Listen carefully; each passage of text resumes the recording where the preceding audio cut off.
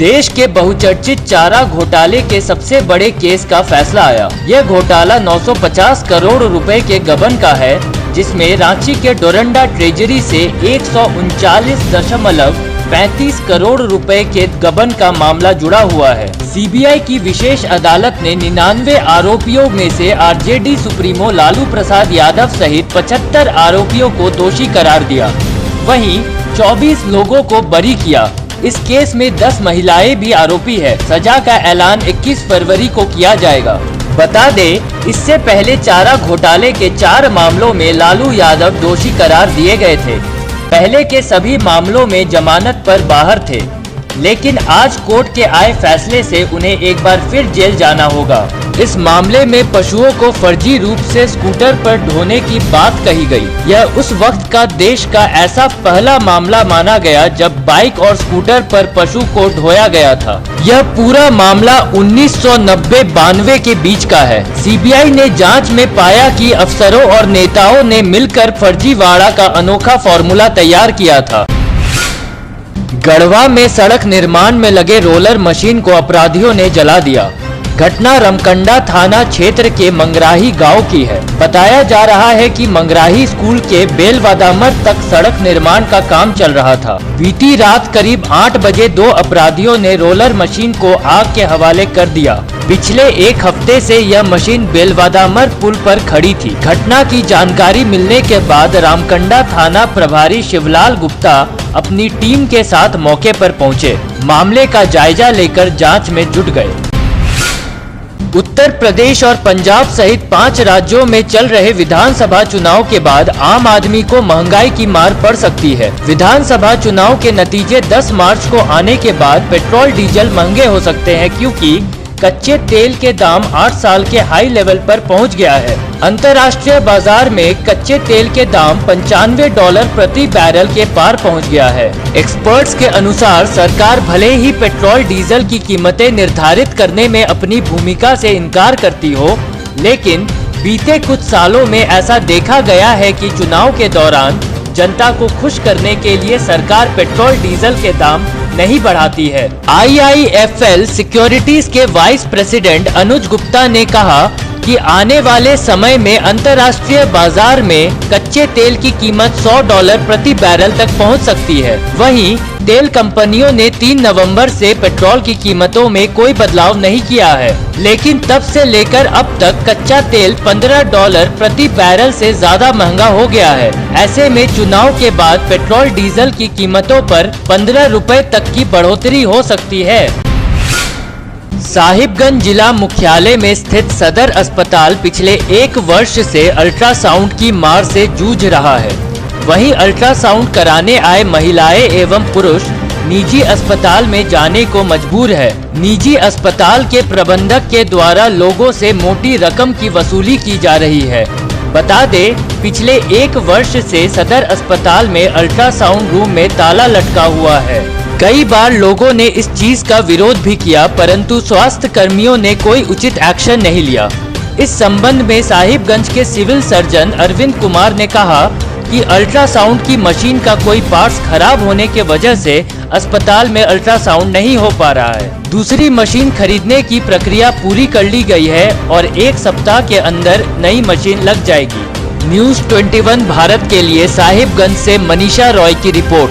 जो था वो पुराने समय में लगा था, जो उसका पार्ट खराब हुआ है वो पार्ट अभी नहीं मिल रहा है। दूसरी नई मशीन खरीदने की प्रक्रिया पूरी कर ली गई है। माननीय उपायुक्त महोदय के द्वारा उसको कंपनी को ऑर्डर दे दिया गया है। 1 सप्ताह के अंदर वो मशीन यहाँ सदर अस्पताल साहिबगंज में लग जाएगी। साहिबगंज सदर अस्पताल के बने हुए 14 साल होने जा रहा है, परंतु 14 साल बीत जाने के बाद भी अब तक मॉर्चरी की व्यवस्था नहीं हो पाई है। वहीं एक साथ जिले में आए हुए अलग अलग थानों के अज्ञात शवों की पहचान के लिए 72 घंटों के लिए पोस्टमार्टम रूम में रखा जाता है, जिस कारण शवों की हालत पूर्ण रूप से खराब होकर दुर्गंध की अवस्था में आ जाती है।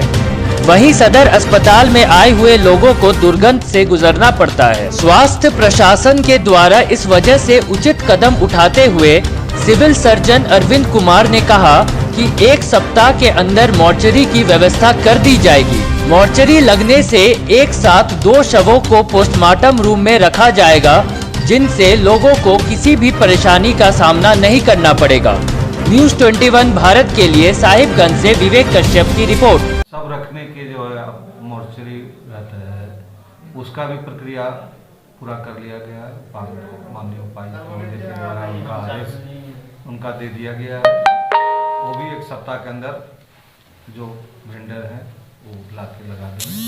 मेरा वहाँ पर 2 शव रखने का व्यवस्था सुचारू रूप से 1 सप्ताह के अंदर चालू है। झारखंड के प्रथम मुख्यमंत्री व नेता प्रतिपक्ष बाबूलाल मरांडी अपने 3 दिवसीय संथाल परगना दौरे पर कल शाम दुमका पहुंचे। आज दुमका परिसदन में प्रेस वार्ता कर झारखंड में चल रहे गठबंधन की वर्तमान सरकार पर जमकर बरसे। उन्होंने कहा कि हेमंत सोरेन नेतृत्व वाली सरकार के राज में हत्या, अपहरण, लूट खसोट काफी बढ़ गया है। ऐसा लगता है कि यह सरकार अपराधियों से डर गई है या अपराधियों से घिर गई है। हेमंत सोरेन के शासनकाल में मॉब लिंचिंग का मामला काफी बढ़ गया है। पुलिस के सामने ही ऐसी घटना होती है और पुलिस मुखदर्शक बनी रहती है, चाहे वह मामला सिमडेगा का हो या बरही का। राज्य में चारों ओर माफियों का राज्य चल रहा है और इनमें झामुमो के कार्यकर्ता या तो सहयोग करते हैं या खुद माफिया बन बैठे हैं। कोयला, बालू, गिट्टी की तस्करी जैसे कार्यों में उनके कार्यकर्ता ही शामिल है। आज झारखंड की वर्तमान सरकार से लोग त्राहिमाम कर रहे हैं। न्यूज़ 21 भारत के लिए दुमका से ज्योतिर्मय दास की रिपोर्ट। सरकार से आम लोगों को जो उम्मीदें होती है, या जिसको कहते हैं कि अपेक्षा करते हैं, वो चाहते हैं कि भाई कानून व्यवस्था ठीक ठाक हो, ताकि लोग भय मुक्त हो करके अपने परिवार के साथ लोग रह सके, रोजगार कर सके। लेकिन हम कह सकते हैं कि आज झारखंड में जब से हेमंत सोरेन के नेतृत्व में सरकार बनी, लॉ एंड ऑर्डर पूरी तरह से कानून व्यवस्था चरमरा से गई है। अगर हम कहें कि आप पता भी नहीं चलता है कि कानून व्यवस्था है कि नहीं है, ये बहुत कहना मुश्किल होगा। आज पूरे प्रदेश में चोरी, डकैती, हत्या, अपहरण, यहाँ तक कि बहु बेटियां की इज्जत भी सुरक्षित नहीं है। छोटे छोटे बच्चियां भी दुष्कर्म के शिकार होते हैं, हत्या कर दी जाती है। इस प्रकार की घटनाओं में लगातार इजाफा हुआ। जब सरकार बनी हेमंत सोरेन के नेतृत्व में, तो पहली बजट में ही उन्होंने कहा था कि नौजवानों को रोजगार देंगे, रोजगार नहीं तो भत्ता देंगे, 5,000 7,000 रुपया देने के वादा किया। अब तो 2 वित्तीय वर्ष समाप्त हो गया, अभी तक कहीं भी हम नौजवानों को कहीं जगह जगह पूछते हैं कि भाई कोई भत्ता मिल रहा है क्या, कहीं कोई आता पता। तो ये हाल है इस राज्य का। करप्शन चारों तरफ पसरा हो। उसको मैं आज तो कहता हूं कि भाई चोरी नहीं है तो बिल्कुल लूट है। उसके बाद लगातार मॉब लिंचिंग की घटनाएं हुई और घटना भी इतनी हृदय विदारक है। कुछ घटना तो पुलिस के सामने होती है। मैं एक घटना का उल्लेख जरूर करना चाहूंगा कि सिमडेगा की घटना। वहां जिस प्रकार से एक दलित नौजवान को घर से पकड़ करके निकाला गया और उनको मारा गया, और वही सामने लकड़ी पड़ा हुआ तो उसमें आग लगा करके उसमें उनको डाल दिया। उस लड़के की पत्नी पुलिस की पैर पकड़ते रही। कोले बेरा, ठकाई टेंगा 2 थाना के पुलिस वहां उपस्थित कि कम से कम हवाई फायरिंग करिए कि पति बच जाए, लेकिन कुछ भी पुलिस नहीं किया। पुलिस एक प्रकार से मुखदर्शक बनी रही। रामगढ़ के पटेल चौक पर आज भीषण सड़क हादसा हो गया। इसमें 4 लोगों की मौत हुई। महिला और बच्ची समेत 5 लोग घायल हो गए। बताया जा रहा है कि अनियंत्रित वाहन ने 3 कार और 2 बाइक को अपनी चपेट में ले लिया। चौक के पास ट्रेलर का ब्रेक फेल हो गया था। इसमें बाइक सवार 2 लोगों की मौत हो गई। वहीं कार चालक समेत एक और व्यक्ति की मौत हुई। घटना की जानकारी मिलने के बाद पुलिस की टीम मौके पर पहुंच गई। राहत और बचाव कार्य चलाया गया। मरने वाले लोगों के शवों को पोस्टमार्टम के लिए भेज दिया गया। वहीं घायलों को नजदीक के अस्पताल में भर्ती कराया गया। घटना के बाद आसपास के लोग भी बड़ी संख्या में घायलों की मदद के लिए मौके पर पहुंच गए। लोगों का कहना था कि हादसा पेट्रोल पंप के पास हुआ।